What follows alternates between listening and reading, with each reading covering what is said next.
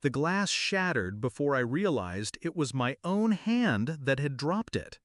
It wasn't the noise that silenced the ballroom, it was the sound of her palm meeting my face. 200 heads turned.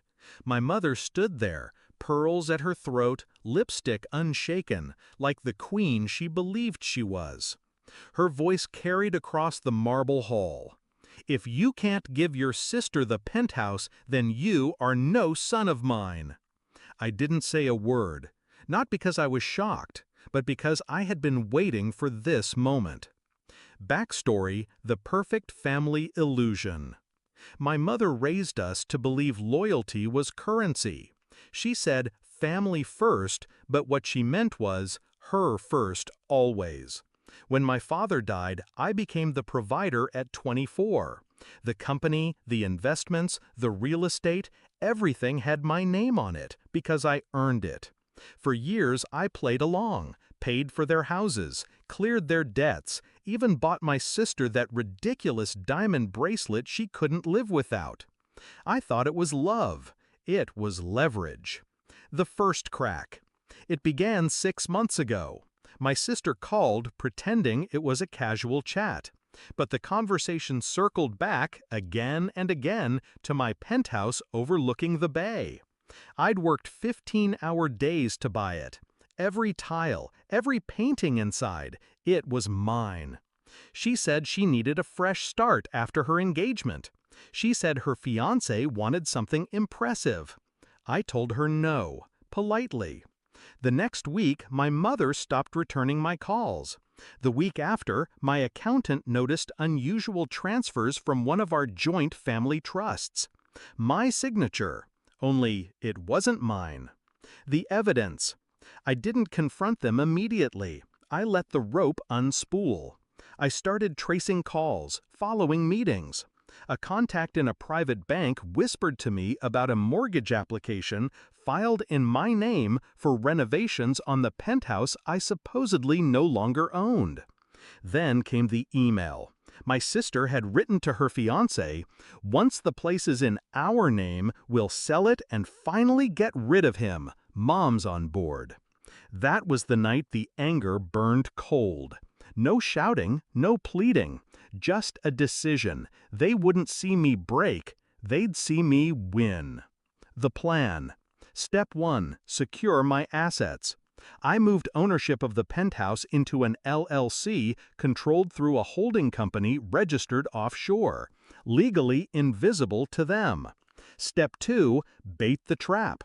I let them think the transfer was going through.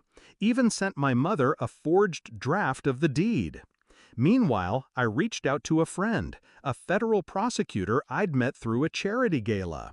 I showed him the forged signatures, the attempted mortgage fraud. He didn't smile. "This," he said, "is going to get ugly." I told him I wanted it to. The setup. The wedding was perfect for the finale. 200 guests, photographers, press, every social climber my mother adored packed into one ballroom. I arrived late on purpose, in the suit my mother had once said made me look like a man she could respect. She approached before I even sat down. No greeting, just the demand. "Give your sister the penthouse." I told her I already had. Her eyes lit up, hungry. She didn't notice the man in a dark suit standing near the back, watching us. The slap.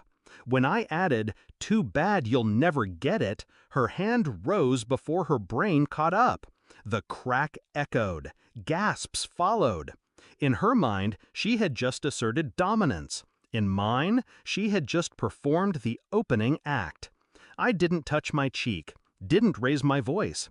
I simply said, loud enough for every microphone in the room to catch, "You really should have been more careful forging my signature." The fall. Confusion flickered in her eyes, then panic as the man in the dark suit approached.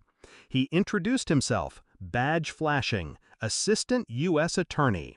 2 other agents moved in, one heading toward my sister, who had frozen mid-laugh at the champagne table. I watched as they read my mother her rights. The guests whispered like a storm breaking. Cameras flashed. She tried to speak, blaming me, blaming everyone. But the prosecutor already had the printed emails, the mortgage documents, the forged deed. And the best part? The ballroom's live stream captured every second. Aftermath. They were escorted out, silk gowns and tailored suits crumpling under the weight of reality. My sister's fiancé vanished into the crowd, leaving her alone under the chandelier. The penthouse remained mine. The trust accounts were frozen, pending investigation. I donated a portion of the seized assets to the very charity my mother once mocked me for supporting. Reflection. People asked me later if it hurt, being slapped by my own mother. No. What hurt was realizing she had never loved me without an invoice attached. But that night, watching her mask crack, hearing the tremor in her voice as the law closed in, that wasn't hurt. That was justice.